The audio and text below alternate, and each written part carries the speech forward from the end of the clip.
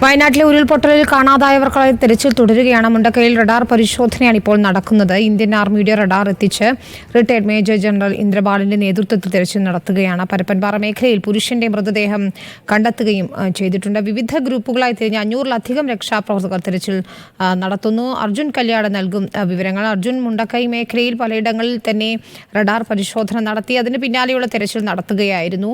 ചൂരൽമലയിലും സമാനമായൊരു സാഹചര്യമാണെന്ന് നേരത്തെ റോഷിപാൽ പറയുകയുണ്ടായി. ഈ പുഞ്ചിരിമട്ടം ഉൾപ്പെടെയുള്ള ഭാഗങ്ങളിൽ ഇന്നിപ്പോൾ പരിശോധന അവസാനിപ്പിക്കാറായോ? ഇന്നലെ ഈ സമയം ആകുമ്പോഴേക്കും തെരച്ചിൽ നിർത്തിയിരുന്നു. എന്താണ് ഏറ്റവും പുതിയ അപ്ഡേറ്റ്?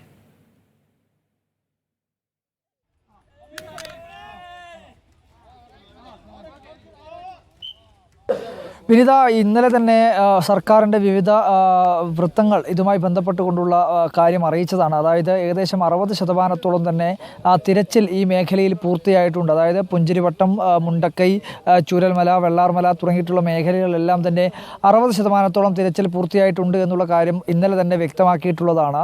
കൂടുതൽ ആധുനികമായിട്ടുള്ള സംവിധാനങ്ങൾ എത്തിച്ചുകൊണ്ടുള്ളൊരു പരിശോധന നടത്തുമെന്നുള്ള കാര്യമാണ് ഇന്നലെ പറഞ്ഞിട്ടുള്ളത്. അതിൻ്റെ ഭാഗമായിട്ടാണ് ഇന്നിപ്പോൾ ഈ JCBയും ഹിറ്റാച്ചിയും അത്തരത്തിൽ ഈ യന്ത്രങ്ങൾ ഉപയോഗിച്ചുകൊണ്ടുള്ള തിരച്ചിലിന് പുറമെ അതിനോടനുബന്ധിച്ച് തന്നെ അല്ലെങ്കിൽ അതിന് സമാന്തരമായി തന്നെ ഈ മേഖലയിലെല്ലാം തന്നെ റഡാർ പോലുള്ള, തെർമൽ റഡാർ പോലുള്ള അത്യാധുനികമായിട്ടുള്ള ഡ്രോൺ പോലുള്ള സംവിധാനങ്ങൾ എത്തിച്ചുകൊണ്ടുള്ള പരിശോധനകൾ നടത്താനുള്ള ഒരു തീരുമാനത്തിലേക്ക് എത്തിയിട്ടുള്ളത്. ഈ മുണ്ടക്കൈ മേഖലയിൽ ഇന്ന് കഴിഞ്ഞ ദിവസം തന്നെ ഈ മുണ്ടക്കൈ പള്ളിയോട് ചേർന്നിട്ടുള്ള കെട്ടിടത്തിൻ്റെ താഴ്ഭാഗത്തായി ഒരു ജീവസാന്നിധ്യമുണ്ട് എന്നുള്ള കാര്യം പറഞ്ഞിട്ടുള്ളതായിരുന്നു. പക്ഷേ അന്ന് അത്തരത്തിൽ ജീവസാന്നിധ്യം അത് മനുഷ്യൻ്റെ സാന്നിധ്യമല്ല, ഒരുപക്ഷെ മറ്റെന്തെങ്കിലും തരത്തിലൊരു ബ്രീത്തിങ് ആയിട്ടുള്ള ജീവി ആയിരിക്കാം. ബ്രീത്ത് ചെയ്യുന്ന ഒരു ശ്വാസോച്ഛ്വാസം അവർക്ക് അവിടെ കാണാൻ വേണ്ടി കഴിയുന്നുണ്ട് എന്നുള്ള കാര്യം പറഞ്ഞതിൻ്റെ അടിസ്ഥാനത്തിലാണ് പരിശോധന നടത്തിയത്. പക്ഷേ അതൊരു മനുഷ്യ സാന്നിധ്യമല്ല എന്നുള്ളത് പിന്നീട് സ്ഥിരീകരിക്കപ്പെട്ടു. ആ മേഖല കേന്ദ്രീകരിച്ചുകൊണ്ട് സുദേവൻ്റെയും അതുപോലെ തന്നെ സുദേവൻ്റെ സഹോദരൻ ദിനേശൻ തുടങ്ങിയിട്ടുള്ളവരുടെ എല്ലാം വീടിനോട് ചേർന്നിട്ടുള്ള പരിസരം, അതിന് തൊട്ടടുത്തുള്ള കലുങ്ക്, ആ കെട്ടിടത്തിൻ്റെ ഇടയിലൂടെയുള്ള ഒരു നടപ്പാത, അതൊക്കെ കേന്ദ്രീകരിച്ചുകൊണ്ടാണ് ഇന്നത്തെ പരിശോധന നടത്തിയത്. റഡാർ ഉപയോഗിച്ചുകൊണ്ടാണ് ആ മേഖലയിൽ ഇന്ന് കാര്യമായ തോതിലുള്ളൊരു പരിശോധന നടത്തിയത്. മറ്റ് മണ്ണുമാന്ത്രി യന്ത്രങ്ങളോ അല്ലെങ്കിൽ അത്തരത്തിലുള്ള JCBയോ ഹിറ്റാച്ചിയോ ഒന്നും തന്നെ ആ മേഖലയിലേക്ക് ഇന്ന് എത്തിച്ചിരുന്നുവെങ്കിൽ കൂടിയും അത് കൃത്യമായ തോതിൽ ഈ മണ്ണിലേക്ക് ഇറങ്ങിയുള്ള പരിശോധന നടത്തിയിട്ടില്ല. ഉച്ചയ്ക്ക് മുമ്പായി തന്നെ ആ ഹിറ്റാച്ചികൾ അവിടെ നിന്ന് മാറ്റുന്നൊരു സാഹചര്യമാണ് ഉണ്ടായിരുന്നത്.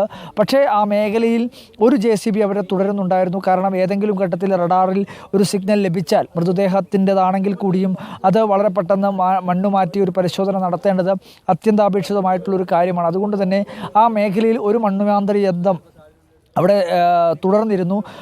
ആ മേഖലയിൽ ഇപ്പോഴും പരിശോധന നടത്തിക്കൊണ്ടിരിക്കുകയാണ്. നമ്മളിപ്പോൾ അതിൻ്റെ കുറച്ച് താഴ്ഭാഗത്താണുള്ളത്. അതായത് മുണ്ടക്കൈ LP സ്കൂളിനോട് അനുബന്ധിച്ചിട്ടുള്ളൊരു മേഖലയിലാണുള്ളത്.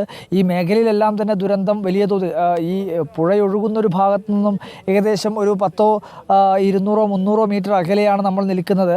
പക്ഷേ ആ സ്ഥലങ്ങളിലേക്ക് പോലും ഈ വെള്ളത്തിൻ്റെ കുതിച്ച് ചാട്ടം എത്തിയിരുന്നു എന്നുള്ളതാണ് നമ്മൾ മനസ്സിലാക്കുന്നത്. ഈ മേഖലയിലെല്ലാം തന്നെ ആൾക്കാർ ഇപ്പോഴും വന്നുകൊണ്ട് ഇരിക്കുകയാണ്. ഏതെങ്കിലും തരത്തിൽ ഈ പ്രദേശത്തെല്ലാം താമസിച്ചിരുന്ന നിരവധിയായിട്ടുള്ളവർ ഈ മേഖലയിലെല്ലാം തന്നെ വന്ന് അവരുടെ ലയങ്ങളും പാടികളും വീടുകളും ഒക്കെ ബാക്കിയായ ഭാഗങ്ങളിൽ പരിശോധന നടത്തുകയാണ്. എല്ലാ തിരച്ചിലുകളും അവസാനിപ്പിച്ചു. എല്ലാ പരിശോധനയും ഏകദേശം ഒരു നിസ്സഹായമാവുന്നൊരു സാഹചര്യത്തിലേക്ക് പോകുന്നു. പക്ഷേ ഉറ്റവരെ നഷ്ടപ്പെട്ടവർക്ക് ആ തിരച്ചിലുകൾ അവസാനിപ്പിക്കാൻ വേണ്ടി കഴിയില്ല. അവർ ഇപ്പോഴും തിരഞ്ഞുകൊണ്ടേ ഇരിക്കുകയാണ്. തങ്ങളുടെ ബന്ധുക്കൾ എവിടെയുമുണ്ടോ, ഭാര്യയെ നഷ്ടപ്പെട്ട ഭർത്താവ് ഇപ്പോഴും വന്ന് അന്വേഷിച്ചു കൊണ്ടിരിക്കുന്നു. മക്കളെ നഷ്ടപ്പെട്ട അച്ഛൻ ഇവിടത്തേക്ക് വന്ന് അന്വേഷണം നടത്തിക്കൊണ്ടിരിക്കുന്നു. അധ്യാപകൻ, നേരത്തെ നമ്മൾ കണ്ടിട്ടുള്ളത് ഒരു അധ്യാപകനാണ്. ഈ വെള്ളാർമല, ചൂരൽമലയിലുള്ള അതിനോടനുബന്ധിച്ചിട്ടുള്ള ഒരു വിദ്യാലയം, ആ വിദ്യാലയത്തിലെ അധ്യാപകൻ ഏകദേശം 20 വർഷത്തോളം ആ സ്ഥാപനത്തിൽ ജോലി ചെയ്തതാണ്. കഴിഞ്ഞ വർഷമാണ് ഇവിടെ നിന്ന് റിട്ടയർ ചെയ്ത് മറ്റൊരു വിദ്യാലയത്തിലേക്ക്, റിട്ടയർ അല്ല, ട്രാൻസ്ഫറായിട്ട് മറ്റൊരു വിദ്യാലയത്തിലേക്ക് പോയിട്ടുള്ളത്. പക്ഷേ ആ അധ്യാപകൻ തിരികെ ഇവിടത്തേക്ക് എത്തുകയാണ്. താൻ പഠിപ്പിച്ചിട്ടുള്ള ഒരുപാട് വിദ്യാർത്ഥികൾ ഈ മണ്ണിനടിയിലുണ്ട് എന്നുള്ളത് സങ്കടകരമായി അദ്ദേഹം പങ്കുവെക്കുകയാണ്. അപ്പോൾ അത്തരത്തിൽ നിരവധിയായിട്ടുള്ള മനുഷ്യർ ഇവിടത്തേക്ക് എത്തുന്നു. എല്ലാ സംവിധാനങ്ങളും തിരച്ചിൽ അവസാനിപ്പിക്കാൻ വേണ്ടി പോകുമ്പോൾ 60% തിരച്ചിൽ കഴിഞ്ഞിരിക്കുന്നു എന്ന് സർക്കാർ തന്നെ വ്യക്തമാക്കുന്ന ഒരു ഘട്ടത്തിൽ പോലും ബന്ധുക്കൾ അവരുടെ ഉറ്റവർക്കായിട്ടുള്ള തിരച്ചിലുകൾ ഇപ്പോഴും തുടർന്നുകൊണ്ടിരിക്കുകയാണ്. അതാണ് ഏറ്റവും സങ്കടകരമായിട്ടുള്ള കാഴ്ച എന്ന് പറയുന്നതും. അവരെത്തി ഒരു നിസ്സഹായമായി ഈ പൊട്ടിയൊലിച്ച കുത്തിയൊലിച്ച ഈ മലഞ്ചെരുവിലേക്ക് നോക്കി നിൽക്കുന്ന ഒരു കാഴ്ച. അവരൊരു പക്ഷേ കരയുന്നുണ്ടാവില്ല, പക്ഷെ അവരുടെ ഉള്ളു പൊട്ടുകയാണ്, അവരുടെ നെഞ്ച് നീറുകയാണ്.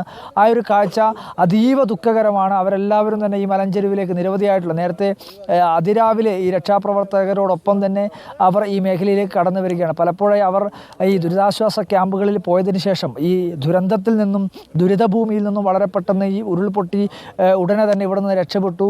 ഈ ആ ഒരു സിറ്റുവേഷൻ, അതായത് ആ ഒരു സാഹചര്യത്തോട് പൊരുത്തപ്പെടാൻ അവർ 2-3 ദിവസം എടുത്തതിന് ശേഷമാണ് ഇന്നും ഇന്നലെയുമൊക്കെയായി പലരും ഇവിടത്തേക്ക് എത്തിയത്. പക്ഷേ ആ ഘട്ടത്തിൽ പോലും അവർ തിരഞ്ഞുകൊണ്ടേയിരിക്കുകയാണ്. ഒരുപക്ഷെ ഒരു കുടുംബത്തിലെ 5 പേരും രക്ഷപ്പെട്ടു എങ്കിൽ കൂടിയും തൊട്ടടുത്ത അയൽവാസിയായിട്ടുള്ള അവരോടൊപ്പം ഇന്നലെ വരെ ഈ ദുരന്തം നടക്കുന്നതിന് തൊട്ട് മുമ്പ് വരെ ഒന്നിച്ചിരുന്ന് ഭക്ഷണം കഴിച്ചവർ, ഒന്നിച്ചിരുന്ന് കഥ പറഞ്ഞവരൊക്കെ എവിടെയാണെന്ന് പോലും അറിയാത്തൊരു ഭീകരമായിട്ടുള്ള അവസ്ഥ. ഒരു കുടുംബത്തിലെ പലരും, ഒരു 2 പേർ ബാക്കിയാവുന്നു, ബാക്കിയുള്ളവരെ കാണാനില്ല. അപ്പോൾ അത്തരത്തിലുള്ള സംഭവങ്ങൾ നിരവധിയാണ്. 1-2 അല്ല, സർക്കാരിൻ്റെ കണക്കനുസരിച്ച് തന്നെ 200-ലധികം എന്നുള്ള രീതിയിൽ തന്നെയാണ്.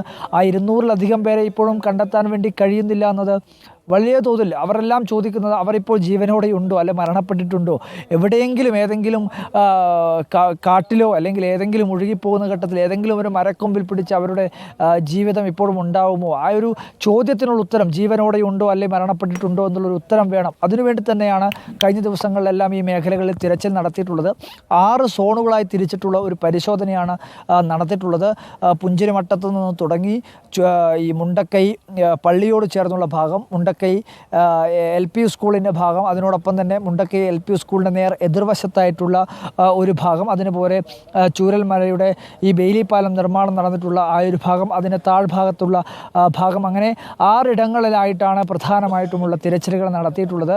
ഈ തിരച്ചിൽ നടത്തുക എന്നുള്ള ആ സോണുകളായി തിരിക്കാൻ തന്നെയുള്ള പ്രത്യേകമായിട്ടുള്ള കാര്യം, ഈ വെള്ളം കുത്തിയൊലിച്ച് അവിടെയുള്ള കല്ലും ചെളിയും എല്ലാം പോയെടുത്ത് പിന്നീട് തിരിയേണ്ട അല്ലെങ്കിൽ ഒരു തിരച്ചിൽ നടത്തേണ്ട ആവശ്യകതയില്ല. പ്രധാനമായും അതിന് കാരണമായി പറയുന്നത് ഈ മണ്ണും ചെളിയും കല്ലുമൊക്കെ വന്നടിഞ്ഞിട്ടുള്ള സ്ഥലത്താണ് ഒരുപക്ഷെ ഈ മൃതദേഹങ്ങളോ അല്ലെങ്കിൽ അതുമായി ബന്ധപ്പെട്ടുകൊണ്ടുള്ള എന്തെങ്കിലും തരത്തിലുള്ള തെളിവുകൾ അവശേഷിക്കാൻ സാധ്യതയുള്ളത് ആ സ്ഥലങ്ങളിലാണ്. അതുകൊണ്ട് തന്നെ ആ സ്ഥലങ്ങൾ കേന്ദ്രീകരിച്ചുകൊണ്ടുള്ള പരിശോധന ഊർജിതമായ തോതിൽ നടത്തുക എന്നുള്ളതാണ് പ്രധാനമായിട്ടും ഉദ്ദേശിക്കുന്നത്.